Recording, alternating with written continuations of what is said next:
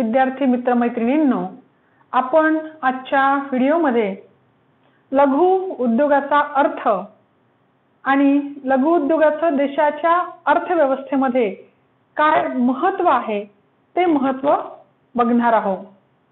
तर सुरुवातीला आपण पाहू की कोणत्याही देशाची अर्थव्यवस्था असो, त्या अर्थव्यवस्थेमध्ये लघु उद्योगांना अतिशय महत्त्वपूर्ण स्थान असतं किंवा त्या देशाच्या अर्थव्यवस्थेमध्ये लघु उद्योगांची महत्त्वपूर्ण भूमिका आणि योगदान असतं। भारताच्या अर्थव्यवस्थेमध्ये सुद्धा लघु उद्योगांचं अतिशय महत्त्वपूर्ण असं योगदान आहे। जगाच्या पाठीवर आपण जे विविध प्रगत देश पाहतो, विकसित देश पाहतो, त्या विकसित देशांचा आपण अभ्यास केल्यानंतर आपल्या असं लक्षात येतं की त्या देशामध्ये सुद्धा विकास प्रक्रियेमध्ये लघु उद्योगांना अतिशय महत्त्वाचं असं स्थान आहे। जसं आपण फ्रान्सचं उदाहरण घेऊ तर फ्रान्समध्ये आपल्याला असं लक्षात येते की त्या देशातील उद्योगांमध्ये जवळपास 90% असे उद्योग आहे की ज्या उद्योगामध्ये 50 ते 100 कामगार जे आहे ते काम करताना दिसून येतात। अमेरिकेचं जर आपण उदाहरण घेतलं तर अमेरिकेमध्ये सुद्धा एकूण जो रोजगार आहे त्या एकूण रोजगाराच्या 45% रोजगार त्या देशामध्ये लघु उद्योगापासून प्राप्त झालेला आपल्याला दिसून येतो। जपानमध्ये सुद्धा आपण जर अभ्यास केला तर 80% कारखान्यांमध्ये आपल्याला असं दिसतं की 30 पेक्षा कमी कामगार जे आहे ते त्या कारखान्यांमध्ये दिसतात। म्हणजे या सगळ्या आकडेवारीवरून आपल्या असं लक्षात येतं की जे विकसित देश आहे, जे प्रगत देश आहे, अशा विकसित आणि प्रगत देशामध्ये सुद्धा विकास प्रक्रियेमध्ये लघु उद्योगांना अतिशय महत्त्वपूर्ण असं स्थान असल्याचं आपल्याला दिसतं। भारताच्या अर्थव्यवस्थेमध्ये तर प्रश्नच नाही, कारण भारत हा कृषी प्रधान देश आहे, त्यानंतर लोकसंख्या जास्त असलेला देश आहे, अतिलोकसंख्येचा देश आहे, श्रमाची विपुलता भारतामध्ये आहे आणि त्यामुळे भारतामध्ये जे लघु उद्योग आहे या लघु उद्योगांना विकास प्रक्रियेमध्ये अनन्यसाधारण स्वरूपाचं महत्त्व आहे। देशामध्ये दारिद्र्य असेल, बेरोजगारी असेल, बेकारी असेल, आर्थिक विषमता असेल, प्रदूषण असेल, ह्या ज्या विविध समस्या आहे या समस्या जर कमी करायच्या असेल तर त्यासाठी लघु उद्योग जे आहे ते अतिशय महत्त्वपूर्ण असल्याचं आपल्याला दिसतं। तर आपण सुरुवातीला बघू की लघु उद्योग म्हणजे काय। तर त्याच्यासाठी आपण लघु उद्योगाची जी व्याख्या आहे ती व्याख्या सुरुवातीला पाहू आणि त्यानंतर मग लघु उद्योगाचं जे महत्त्व आहे ते आपण बघू। तर साधारणपणे लघु उद्योगाची जी व्याख्या आहे तर भारत सरकारच्या अधिनियम 2006 नुसार आपण जी व्याख्या पाहणार आहोत ती आहे भारत सरकारच्या अधिनियम 2006 नुसार जी व्याख्या आहे, भारत सरकारच्या अधिनियम 2006 नुसार जी व्याख्या करण्यात आलेली आहे त्या व्याख्येचा आपण या ठिकाणी परामर्श घेऊ। तर 2006 नुसार जी व्याख्या करण्यात आलेली आहे त्या व्याख्येमध्ये असं म्हणतात की ज्या उद्योगात भांडवल गुंतवणूक 25 लाख रुपयापेक्षा जास्त, ज्या उद्योगामध्ये भांडवल गुंतवणूक 25 लाख रुपयापेक्षा जास्त आणि 5 कोटी रुपयापर्यंत असते, किती कोटी रुपयापर्यंत असते? 5 कोटी रुपयापर्यंत असते, अशा उद्योगास लघु उद्योग असं म्हणतात। भारत सरकारच्या अधिनियम 2006 नुसार लघु उद्योगाची जी व्याख्या ती आपण पाहिली की त्यामध्ये ज्या उद्योगात भांडवल गुंतवणूक 25 लाखापेक्षा जास्त परंतु 5 कोटी रुपयापर्यंत असते अशा उद्योगास काय म्हणतात? लघु उद्योग असं म्हणतात। तर साधारणपणे लघु उद्योगाची जी वैशिष्ट्ये आहे तर त्या लघु उद्योगांच्या वैशिष्ट्यांचाही आपण या ठिकाणी धावता आढावा घेऊ की कोणकोणती वैशिष्ट्ये लघु उद्योगांची दिसून येतात।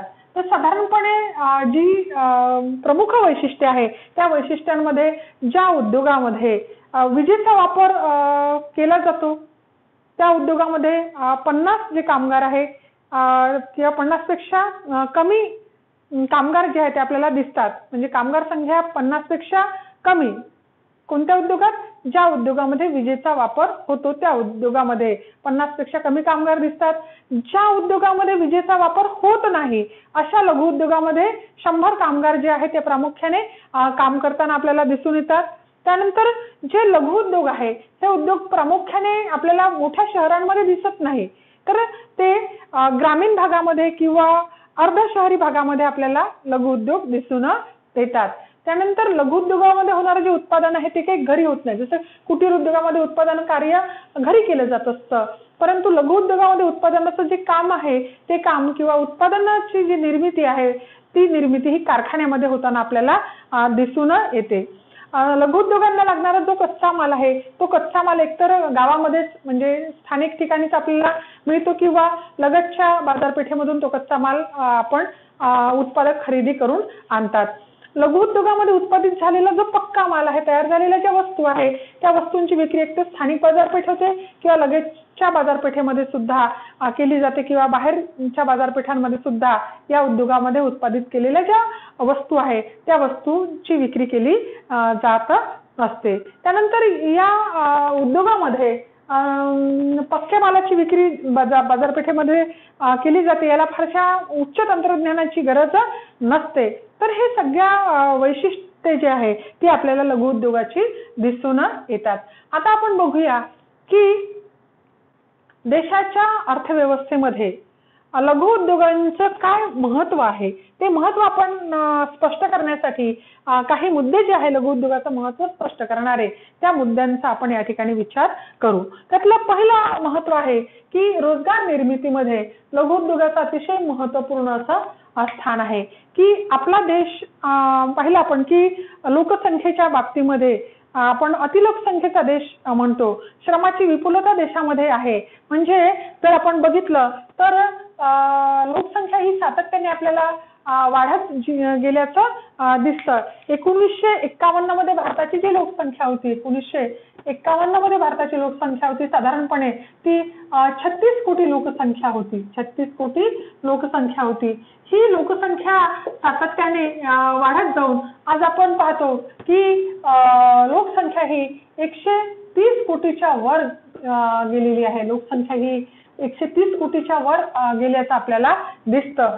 तर ह्या सर्व लोकसंख्येला किंवा देशामध्ये लोकसंख्या जसजशी वाढत जाईल तसतशी त्या लोकांच्या हाताला काम प्राप्त करून देण्यासाठी जे लघु उद्योग आहे हे महत्त्वपूर्ण ठरतात. कारण लघु उद्योगामध्ये श्रमाचा जो वापर आहे तो उत्पादन प्रक्रियेमध्ये केला जात असतो. मोठे उद्योग असेल तर यंत्रसामग्रीचा वापर मोठ्या प्रमाणावर केला जाईल, परंतु लघु उद्योग असेल तर या उद्योगामध्ये यंत्रसामग्रीचा वापर कमी आणि श्रमशक्तीचा वापर मोठ्या प्रमाणावर केला जातो. श्रमप्रधान तंत्र जे आहे त्या लघु उद्योगामध्ये वापरलं जातं आणि त्यामुळे रोजगार निर्मितीच्या दृष्टिकोनातून किंवा देशामध्ये रोजगारात वाढ करण्याच्या दृष्टिकोनातून हे उद्योग कसे ठरतात महत्त्वपूर्ण असलेले आपल्याला दिसून येतात. म्हणून पहिला आपण महत्त्वाचा मुद्दा घेऊ की रोजगार निर्मितीसाठी लघु उद्योग महत्त्वाचे ठरतात. त्यानंतर कमी भांडवलाची गरज. आपण पाहिलं की देशामध्ये श्रमाची विपुलता आहे आणि भांडवलाची कमतरता आहे.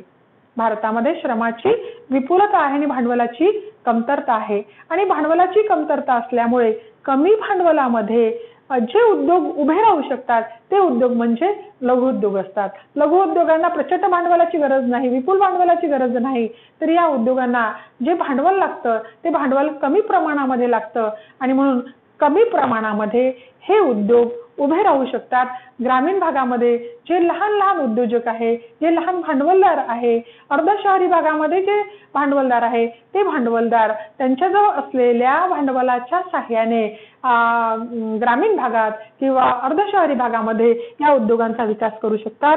कारण यासाठी मोठमोठ्या यंत्रसंचाची गरज नाही, मोठ्या प्रगत तंत्रज्ञानाची गरज नाही, तर कमी भांडवलावर सुद्धा हे उद्योग उभे राहू शकतात. आणि म्हणून दुसरं आपल्याला महत्त्व सांगता येईल की या उद्योगांना कसं भांडवल लागतं, कमी भांडवलाची गरज लागते आणि त्यामुळे हे उद्योग विकसित होऊ शकतात. शेती व्यवसायाला पूरक आणि पोषक आहे. म्हणजे लघु उद्योग जे आहे हे शेती व्यवसायाला पूरकही आहे आणि पोषक स्वरूपाचे असल्याचं आपल्याला दिसून येतं. कारण या लघु उद्योगांना लागणारा जो कच्चा माल आहे तो कच्चा माल हा गावामधूनच प्राप्त होत असतो. अनेक जे लघु उद्योग आहे हे किंवा शेतीतून निघणाऱ्या कच्च्या मालावर आधारित आहे। त्याच्यामध्ये आपण पापड उद्योग, लोणची उद्योग, वेफर्स उद्योग, सरबताचा उद्योग, जाम आहे, जेली आहे, सोयाबीन पासून तयार होणारे जवळपास 100 जे वस्तू आहे त्या सोयाबीन पासून तयार केल्या, सोया सॉस पासून सोया मिल्क आहे, सोयाबीन पासून वड्या तयार केल्या जातात, अशा विविध वस्तू तयार केल्या जातात। तर ह्या सगळ्या ज्या आहे जाम, जेली, सरबत आणि विविध वस्तूंचं जे उत्पादन आहे ते उत्पादन करण्यासाठी जो कच्चा माल लागतो, कच्चा माल तो कुठून मिळतो? आपल्याला शेतीमधूनच मिळतो आणि त्यामुळे शेती व्यवसायातून मिळणाऱ्या कच्च्या मालावर हे उद्योग विकसित होतात। जसजसे उद्योग लघु उद्योग विकसित होतात तसतसं शेती व्यवसायाच्या विकासाला सुद्धा एक प्रकारची चालना मिळते, प्रेरणा मिळते आणि शेतकऱ्याला आपलं उत्पादन वाढीसाठी एक प्रोत्साहन मिळते, कारण त्यांनी उत्पादित केलेल्या कच्च्या मालाला काय आहे, स्थानिक बाजारपेठेमध्ये मागणी आहे, चांगली किंमत आहे, कारण लघु उद्योगांचा विकास झालेला आहे आणि म्हणून शेती व्यवसायाला पूरक आणि पोषक स्वरूपाचे हे लघु उद्योग असतात आणि म्हणून त्या दृष्टिकोनातून सुद्धा ते महत्त्वपूर्ण असतात। त्यानंतर नैसर्गिक साधन सामग्रीचा पर्याप्त उपयोग, जी नैसर्गिक साधनधन ग्रामीण भागामध्ये आहे, तर मोठे उद्योग जे आहे, बृहत उद्योग जे आहे, लार्ज स्केल इंडस्ट्रीज आहे, त्या ग्रामीण भागामध्ये उभे राहू शकत नाही, कारण त्यासाठी प्रचंड भांडवलाची गरज आहे आणि प्रचंड भांडवल ग्रामीण भागातील उद्योजकांजवळ नाही आणि त्यामुळे काय होतं की जर ग्रामीण भागामध्ये जी नैसर्गिक साधनधन आहे, जी नैसर्गिक साधन सामग्री आहे, तिचा जर आपल्याला पुरेपूर वापर करून घ्यायचा असेल, कारण जर त्या साधन सामग्रीचा वापर केला नाही तर तिचा तो अपव्यय होईल। परंतु जर लघु उद्योगांचा विकास ग्रामीण भागामध्ये झाला तर जी उपलब्ध साधनधन आहे, नैसर्गिक साधनधन आहे, नैसर्गिक साधन सामग्री आहे, त्या साधन सामग्रीचा पुरेपूर उपयोग जो आहे तो पुरेपूर उपयोग केला जाईल आणि त्यामुळे त्या साधन सामग्रीचा अपव्यय जो आहे तो टाळला जाईल, तो अपव्यय होणार नाही आणि म्हणून त्या दृष्टिकोनातून सुद्धा लघु उद्योगाचं महत्त्व आहे। त्यानंतर प्रादेशिक असमतोल कमी करण्यास उपयुक्त। आपण पाहिलं की देशाचा आपल्याला संतुलित विकास हवा आहे, सर्व राज्याचा, सर्व प्रदेशांचा जो विकास आहे हा एका गतीने व्हायला पाहिजे। जर एखादा प्रदेश खूप विकसित होत असेल, एखादे राज्य खूप विकसित होत असेल, दुसरं राज्य विकासापासून वंचित राहत असेल तर त्याला आपण म्हणतो की प्रादेशिक विकासामध्ये काय आहे, असंतुलन आहे। तर हे असंतुलन जर निर्माण झालं तर मग प्रादेशिक विषमता जी आहे ती प्रादेशिक विषमता निर्माण होते। ही प्रादेशिक विषमता निर्माण होऊ नये, आपण पाहतो की आपल्या देशामध्ये काही राज्य असे आहे की त्यामध्ये मोठ्या उद्योगांचा विकास होऊन ते राज्य विकसित झालेले आहे। महाराष्ट्र आहे, गुजरात आहे, कर्नाटक आहे, तामिळनाडू आहे, हे जे राज्य आहे हे राज्य विकसित पावलेले आहे, कारण या राज्यामध्ये मोठे जे उद्योग आहे ते मोठे उद्योग उभे राहिले, तिथे मोठे गुंतवणूकदार जे आहे त्या मोठ्या गुंतवणूकदारांनी, मोठ्या खाजगी गुंतवणूकदारांनी प्रचंड गुंतवणूक केलेली आहे आणि मोठमोठे उद्योग उभे राहिल्यामुळे त्या राज्यांचा विकास जो आहे तो जास्त झालेला दिसतो। परंतु काही राज्य मात्र विकासापासून आपल्याला वंचित असल्याचं दिसतं, कारण त्या राज्यामध्ये भांडवलाची कमतरता आहे। अशा राज्यांमध्ये जर आपल्याला लघु उद्योग जे आहे ते लघु उद्योगांचा विकास केला तर काय होईल की त्या लघु उद्योगांच्या सहाय्याने त्या प्रदेशाचा, त्या राज्यांचा देखील विकास होईल आणि ते सुद्धा विकसित राज्याच्या लेव्हलमध्ये किंवा विकसित राज्यांबरोबर आपला विकास साधत असल्यामुळे एक प्रादेशिक समतोल जो आहे तो प्रादेशिक समतोल निर्माण होण्यासाठी लघु उद्योगांची मदत होईल आणि म्हणून त्या दृष्टिकोनातून सुद्धा प्रादेशिक असमतोल कमी करण्याच्या दृष्टिकोनातून लघु उद्योगाचं काय आहे, महत्त्व आहे। आर्थिक विषमता कमी करण्यास मदत। आपण पाहतो की जसं प्रादेशिक असमतोल निर्माण होतो तसंच आर्थिक विषमता सुद्धा निर्माण होते, कारण ज्या भागामध्ये, ज्या राज्यामध्ये मोठमोठे उद्योग उभे राहिलेले आहे त्या राज्यामधील लोकांना रोजगार प्राप्त होईल, त्या राज्याचं उत्पन्न जास्त राहील, तेथे मोठमोठे गुंतवणूकदार असल्यामुळे त्या राज्यामध्ये मोठमोठे उद्योग विकसित होतील। परंतु दुसरीकडे आपण पाहू की ज्या राज्यामध्ये भांडवल गुंतवणूक करण्यासाठी मोठमोठे उद्योग उभे राहण्यासाठी भांडवलाची कमतरता आहे, मोठमोठे उद्योजक नाही, मोठमोठे गुंतवणूकदार त्या भागामध्ये नाही, तर अशा वेळी आर्थिक विषमता जी आहे ती आर्थिक विषमता निर्माण त्या भागामध्ये होईल आणि म्हणून जिथे गुंतवणूक जास्त, जिथे मोठे उद्योग आहे तिथे विकास जास्त होईल, जिथे गुंतवणूक नाही, जिथे गुंतवणूकची कमतरता असेल तिथे उत्पन्न कमी राहील आणि त्यामुळे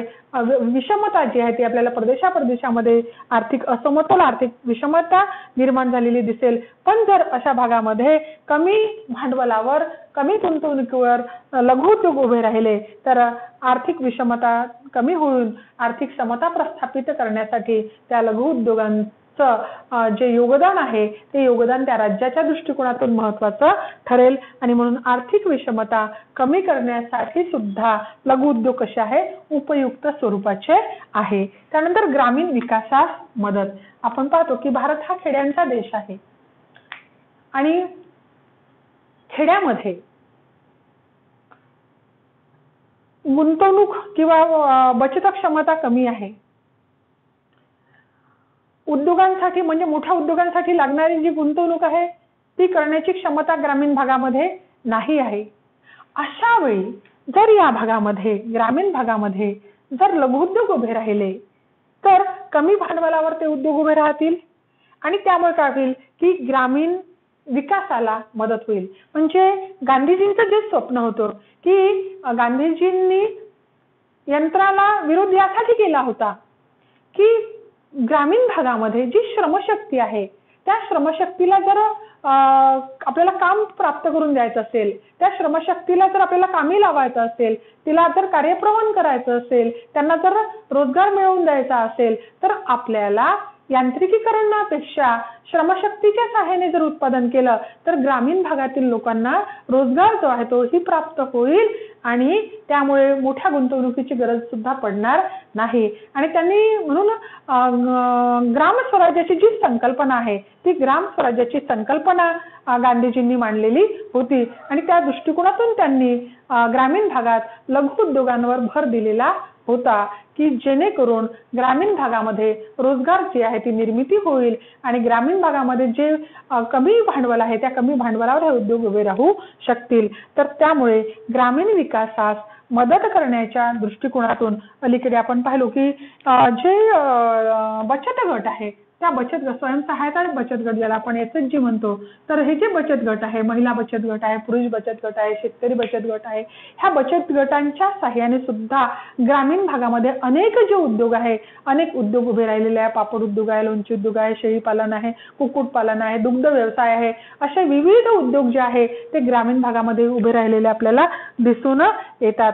सोबतच आपण पाहिलं की आत्मनिर्भर भारताची संकल्पना मांडत असताना MSME वर भर दिलेला आहे.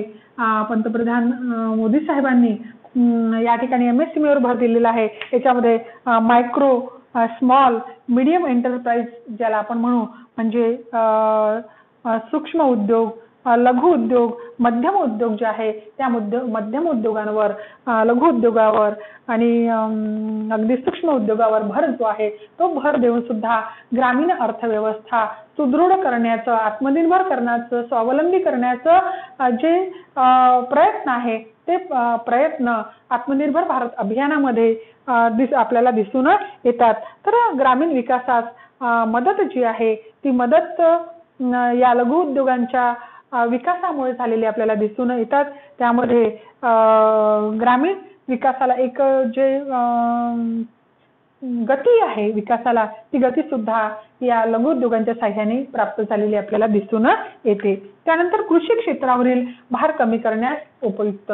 ग्रामीण भागामध्ये एकमेव व्यवसाय म्हणजे शेती असतो आणि त्यामुळे आपण पाहतो की दिवसेंदिवस लोकसंख्या वाढत आहे, शेतीचं क्षेत्रफळ मात्र स्थिर आहे, कायम आहे आणि त्यामुळे शेतीवर लोकसंख्येचा जो अतिरिक्त भार आहे तो अतिरिक्त भार पडत आहे. दिवसेंदिवस शेतीचं उपविभाजन आणि अपखंडन होत आहे. लहान लहान तुकड्यामध्ये शेती विभागल्या जात आहे वारसा हक्क कायद्यानुसार आणि त्यामुळे काय होतं की शेतीवर लोकसंख्येचा अतिरिक्त भार पडलेला आहे आणि त्यामुळे शेतीमध्ये सुप्त बेकारी जी आहे ती निर्माण झाल्याचं आपल्याला दिसून येतं.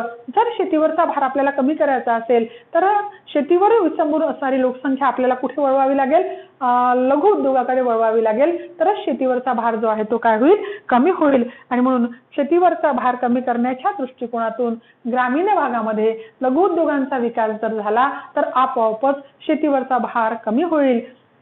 आणि या लोकांना लघु उद्योगामध्ये काय प्राप्त होईल? रोजगार प्राप्त होईल. त्याच्यामुळे त्यांच्या हातात उत्पन्न जे आहे ते उत्पन्न सुद्धा त्यांचं वाढेल. कारण ते वरवर पाहता जरी काम करत असताना दिसत असले शेतीमध्ये, परंतु प्रत्यक्षामध्ये त्यांच्या उत्पादन क्षमतेमध्ये ते कोणतीही भर पाडत नव्हते, उत्पादकतेमध्ये ते भर पाडत नव्हते आणि त्यामुळे एक प्रकारचे ते सुप्त स्वरूपाचे काय होते? बेकारच होते. आणि त्यामुळे कृषी क्षेत्रावरचा भार कमी करण्याच्या दृष्टिकोनातून सुद्धा लघु उद्योगाचं महत्व आहे. त्यानंतर आपण दुसराही एक मुद्दा बघू शकतो की भारतामध्ये आजही आपण पाहतो की कोरडवाहू शेतीचं क्षेत्रफळ जास्त आहे. 60-70% शेती ही कोरडवाहू शेती आहे आणि फार कमी जमिनीचं क्षेत्रफळ हे सिंचनाखाली आहे, ओलिताखाली आहे. त्यामुळे काय होतं? एकदा शेतीचा हंगाम संपला की मग शेतीमध्ये काम मिळत नाही. म्हणजे वर्षभर रोजगार जो आहे तो कोरडवाहू शेतीमध्ये प्राप्त होऊ शकत नाही. अशा वेळी शेतीचा हंगाम संपल्यानंतर जर ग्रामीण भागामध्ये लघु उद्योग असेल तर या लघु उद्योगामध्ये तेथीलच श्रमिकांना रोजगार प्राप्त होऊ शकतो आणि त्यामुळे कृषी क्षेत्रावरचाही भार कमी होईल, रोजगारही प्राप्त होईल आणि बेरोजगारीचं प्रमाण जे आहे ते प्रमाण सुद्धा कसं होईल? कमी होईल. त्यानंतर युद्ध काळामध्ये सुरक्षित आपण पाहतो की जे मोठमोठे उद्योग आहे हे मोठमोठ्या शहरामध्ये आहे. मुंबई असेल, ठाणे असेल, पुणे असेल, नाशिक असेल, बंगलोर असेल, दिल्ली असेल, हे औद्योगिक शहर आहे. या औद्योगिक शहरामध्ये प्रचंड प्रमाणावर गुंतवणूक करून मोठमोठे उद्योग जे आहे ते उभे राहिलेले आहे आणि त्यामुळे उद्योगाचं काय झालेलं आहे? केंद्रीकरण जे आहे ते केंद्रीकरण या मोठमोठ्या शहरामध्ये म्हणजे एकाच ठिकाणी हे उद्योग जे आहे ते उद्योग विकसित झालेले आहे. त्याचं केंद्रीकरण जे आहे ते झालेलं आपल्याला दिसतं. आपण मुंबईला आपलं आर्थिक राजधानी म्हणतो किंवा मोठं औद्योगिक शहर आपलं आहे ते. अशा वेळी जर युद्ध काळामध्ये एखाद वेळी त्याच्यामध्ये हल्ला झाला अशा शहरावर तर देशाची प्रचंड आर्थिक हानी जी आहे ती हानी होऊ शकते. परंतु जर देशामध्ये लघु उद्योग हे विकसित झाले तर हे लघु उद्योगामुळे काय होईल की उद्योगांचं विकेंद्रीकरण होईल. म्हणजे उद्योग हे वेगवेगळ्या भागामध्ये असे विखुरल्या जातील. ते एका ठिकाणी केंद्रित न होता वेगवेगळ्या ठिकाणी ते असे कसे होतील? विखुरल्या जातील. आणि त्यामुळे जसे इथे समजा मुंबईमध्ये हे औद्योगिक शहर असेल, अनेक उद्योग इथे विकसित झाले असेल आणि याच्यावर जर एखादा हल्ला झाला तर पूर्ण नुकसान जे आहे त्या उद्योगांचं होतं. परंतु तेच जर लघु उद्योग असे विखुरलेले असेल तर ते उद्योग कसे राहतील? युद्ध काळामध्ये सुद्धा सुरक्षित स्वरूपाचे राहतील. आणि म्हणून त्याही दृष्टिकोनातून देशामध्ये युद्ध काळामध्ये सुरक्षितता जी आहे ती कोणत्या उद्योगांची जास्त आहे? लघु उद्योगांची जास्त आहे. कारण ते विखुरलेले आहे, ते विकेंद्रित झालेले आहे आणि म्हणून त्या दृष्टिकोनातून सुद्धा लघु उद्योगाचं महत्व आहे. त्यानंतर कमी कौशल्याची गरज म्हणजे आपण पाहिलं की मोठमोठे जे उद्योग आहे त्या मोठमोठ्या उद्योगांना उच्च दर्जाचं तंत्रज्ञान पाहिजे. या उद्योगांना नवनवीन परिवर्तन, नवप्रवर्तन, इनोव्हेशन जे आहे ते करावं लागतं. कारण यांना सातत्याने मोठमोठ्या उद्योगांशी स्पर्धा करायची असते, विदेशी उद्योगांशी स्पर्धा करायची असते. आंतरराष्ट्रीय बाजारपेठेमध्ये त्यांना आपल्या वस्तू ज्या आहे त्या स्पर्धेमध्ये उतरवायच्या असतात. त्यामुळे त्यांना सतत स्पर्धात्मकता जी आहे त्या स्पर्धात्मकतेला सामोरं जावं लागतं. नवनवीन तंत्रज्ञान त्यांना सातत्याने अवगत करावं लागतं. त्याची कास त्याला धरावी लागते आणि त्यासाठी प्रचंड अवजड यंत्रसामग्री आहे, प्रचंड महागडं तंत्रज्ञान जे आहे ते तंत्रज्ञान त्यांना खरेदी करावं लागतं आणि त्यामुळे प्रचंड गुंतवणूक त्यावर होते. परंतु जर आपण छोटे छोटे उद्योग म्हणजेच लघु उद्योग जे आहे ते विकसित केले तर या उद्योगांना जे हातचं कौशल्य आहे त्या कौशल्यावरच आणि जे काही तंत्रज्ञान असेल परंपरागत या तंत्रज्ञानावर सुद्धा हे उद्योग उभे राहू शकतात. म्हणजेच त्याला एकदम अद्ययावत आधुनिक तंत्रज्ञानाची गरज नाही तर कमी कौशल्य, कमी खर्च वर हे उद्योग उभे राहू शकतात आणि म्हणून कमी कौशल्याची गरज हे सुद्धा लघु उद्योगाचा आपल्याला एक महत्त्वाचा मुद्दा सांगता येईल. त्यानंतर औद्योगिक शांतता. लघु उद्योगामध्ये आपण पाहिलं की कामगारांची संख्या ही कमी असते. 30, 40, 50 है ना 100 पर्यंत कामगार जे आहे, श्रमिक जे आहे ते काम करताना दिसतात आणि त्यामुळे लघु उद्योग मध्ये मालक आणि श्रमिक किंवा मालक आणि कामगार यांच्यामधले जे संबंध असतात ते स्नेहपूर्ण संबंध असतात, ते सौहार्दाचे संबंध असतात, ते मैत्रीपूर्ण संबंध असतात. मालकाचा प्रत्येक श्रमिकाशी एक वैयक्तिक स्वरूपाचा संबंध असतो आणि त्यामुळे एकोप्याचं सुसंवादाचं वातावरण जे आहे ते वातावरण आपल्याला लघु उद्योगामध्ये दिसतं. म्हणजेच एक ज्याला आपण म्हणतो औद्योगिक शांतता जी आहे ती शांतता आपल्याला दिसते. मोठ्या उद्योगामध्ये ते दिसत नाही, कारण प्रचंड श्रमिक आहे, त्यांचा मालकाशी काही संबंध नाही. इथे मात्र एका कुटुंबासारखं वातावरण जे आहे हे त्या उद्योगामध्ये, ते कारखान्यामध्ये निर्माण झालेलं असतं. प्रत्येकाचे वैयक्तिक संबंध असतात. सण असो, उत्सव असो, लग्नकार्य असो, प्रसंग असो, यावेळी ते सर्व एकत्र येतात. सुखदुःखामध्ये एकमेकांच्या ते सामील होतात आणि त्यामुळे ते केवळ काम करण्याच्या दृष्टीनेच नव्हे तर स्नेह भावनेने सुद्धा त्यांचे संबंध दृढ झालेले आपल्याला दिसून येतात आणि त्यामुळे एक प्रकारची औद्योगिक शांतता आपल्याला लघु उद्योग क्षेत्रामध्ये असल्याचं दिसतं. त्यानंतर कलागुणांना वाव. लघु उद्योगामध्ये तुमच्या जे हस्तकौशल्य आहे, तुमच्यामध्ये जे काही गुणवैशिष्ट्य आहे, त्या गुणवैशिष्ट्यांना, त्या कौशल्यांना एक प्रकारची काय आहे, वाव आहे. ते कौशल्य तुम्ही तुमचे मांडू शकता, ते व्यक्त करू शकता. ते व्यक्त करण्याचं जे माध्यम आहे ते माध्यम म्हणजे लघु उद्योग आहे आणि म्हणून कला गुणांना वाव जी आहे ती सुद्धा लघु उद्योगांमध्ये प्राप्त झालेली आपल्याला दिसून येते. आणि शेवटचं आहे व्यापार चक्राचा धोका नसतो. आपण पाहतो की जे मोठमोठे उद्योग आहे या मोठमोठ्या उद्योगामध्ये प्रचंड प्रमाणावर उत्पादन होतं आणि एखाद वेळी प्रचंड प्रमाणावर उत्पादन झालं आणि अर्थव्यवस्थेमध्ये मंदी निर्माण झाली तर ते मोठे जे उद्योग आहे अशा वेळी एकदम कोलॅप्स होतात किंवा त्यांच्यावर एक प्रकारचा आर्थिक संकट जे आहे ते निर्माण होतं. ते जी मंदीच्या विळख्यामध्ये अपस्फीतीच्या चक्रामध्ये हे उद्योग जर सापडले तर त्यामध्ये त्या गुंतवणूकदाराचं, त्या भांडवलदाराचं, त्या उद्योजकाचं प्रचंड नुकसान जे आहे ते नुकसान होताना आपल्याला दिसतं. मात्र जे लघु उद्योग आहे त्या लघु उद्योगामध्ये गुंतवणूक कमी आहे, उत्पादन कमी आहे आणि त्यामुळे या उद्योगामध्ये तेजी मंदीचा जो धोका आहे किंवा व्यापार चक्राचा जो धोका आहे तो धोका फारसा संभवत नाही आणि म्हणून लघु उद्योगांना व्यापार चक्राचा जो धोका आहे तो धोकाही असल्याचं आपल्याला दिसत नाही. तर अशा पद्धतीने लघु उद्योगाचं देशाच्या अर्थव्यवस्थेमध्ये काय महत्व आहे, काय स्थान आहे किंवा काय भूमिका आहे, काय योगदान आहे हे आपण आजच्या या व्हिडिओमध्ये बघितलं. आज आपण देशाच्या अर्थव्यवस्थेमध्ये लघु उद्योगाची भूमिका पाहत असताना आपण लघु उद्योगाची व्याख्या बघितली, लघु उद्योगाची आपण विविध वैशिष्ट्ये बघितली आणि त्यानंतर आपण लघु उद्योगाची विविध महत्व स्पष्ट करणारे जे विविध मुद्दे आहेत ते विविध अशा पद्धतीने देशाच्या अर्थव्यवस्थेमध्ये जे महत्व आहे लघु उद्योगांचं ते महत्व आपण या व्हिडिओद्वारे स्पष्ट केलं. इथे आपण आज थांबू आणि उद्याच्या व्हिडिओमध्ये लघु उद्योगाला येणाऱ्या ज्या विविध समस्या आहेत त्या समस्यांचा आपण अभ्यास करू.